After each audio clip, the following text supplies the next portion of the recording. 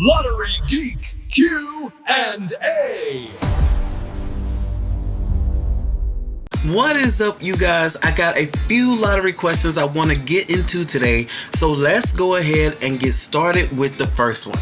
Question 1. How long should you keep a number on your watch list before you finally let it go? So for me, I don't really put an exact number of days on it. What I'm looking at is whether that number is still showing me something. If the digits are still active, still moving around, or I'm still seeing pieces of that number showing up, I might keep it around a little longer. But if the activity starts dying down and I'm not seeing anything that still connects back to that number, that's when I'm more comfortable taking it off the watch list. Alright, question number 2. And I already know this one can get people going. If a number already hit, do you take it off the watch list or do you keep watching it? So for me, just because the number hit one time doesn't mean I automatically throw it away. I want to see what happens around that number after it hits. Because sometimes you'll get that hit and think, alright, that one did its job, goodbye. And then here it comes again, or you start seeing the same digits still hanging around in different combinations. So I'll normally keep my eye on it for a little bit if the activity is still there. I'm not rushing to get rid of it. But if it hits and everything around it starts cooling off, then okay, you had your moment, you can leave the stage now. So for me, the hit itself doesn't make the decision, the activity that comes after it does. Alright, question number 3. And this one right here can save you from sitting there fighting with a workout that clearly does not want to cooperate. When should you throw out a workout and just start over?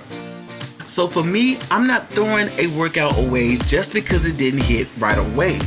Sometimes the number needs a little time to develop, so I'll usually keep checking the new results and see if the same activity is still showing up. But if I start getting several new draws and the whole picture has changed, the digits I was watching cooled off, new digits are taking over, and the movements change, and nothing is really connecting back to what I originally built, then yeah, that workout might be ready for retirement. And listen, sometimes you just gotta look at that board and say, you know what, we had a good run. Because there's no point forcing old information to work with brand new results. So I'd rather start fresh with updated draws than keep trying to make an old workout tell me something it's not telling me anymore. Basically, don't throw it away too fast, but don't keep it on life support either. Alright, before we get into question number 4, let's take a little Lottery Geek break. If you guys have been enjoying the workouts I've been showing you here on the channel and you want something you can actually keep with you and go back to, my book Lottery Workouts Made Simple is available right now. I put it together to help make these workouts easier to understand and easier to follow without having to sit there and wonder what in the world you're looking at. So if you haven't grabbed your copy yet, I have the link down below. Go check it out when you get a chance. Alright, commercial break over. Let's get into question number 4.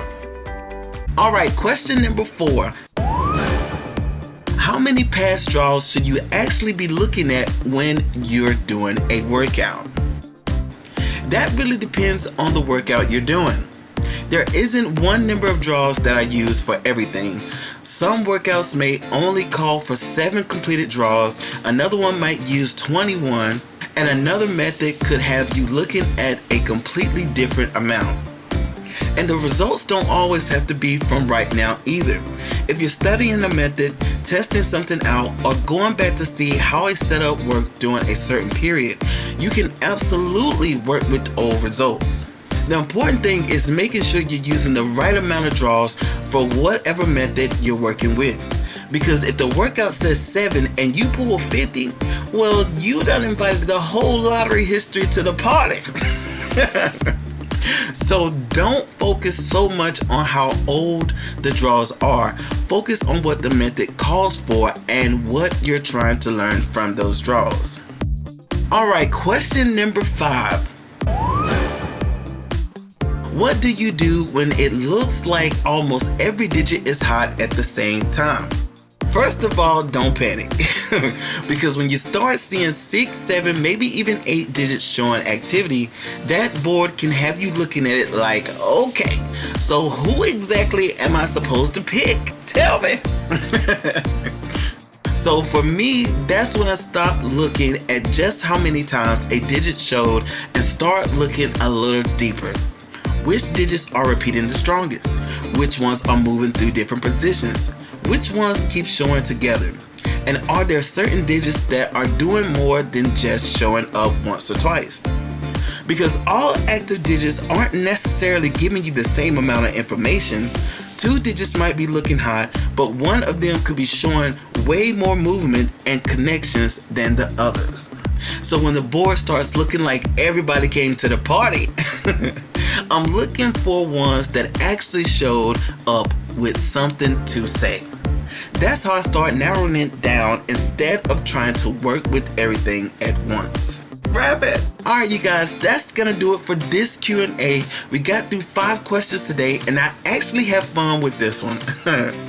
If you have a lottery question you want me to get into in the next Q&A, drop it down in the comments because I definitely want to do more of these.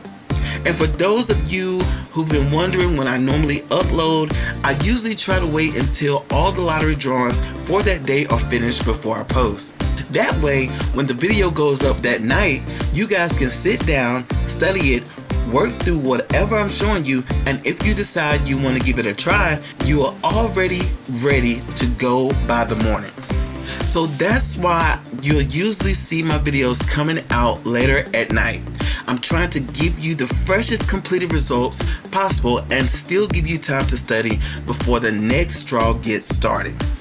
And don't worry, if your questions is good, I might just put it in the hot seat next time. As always, keep learning, keep studying those numbers, and I'll catch you guys in the next one.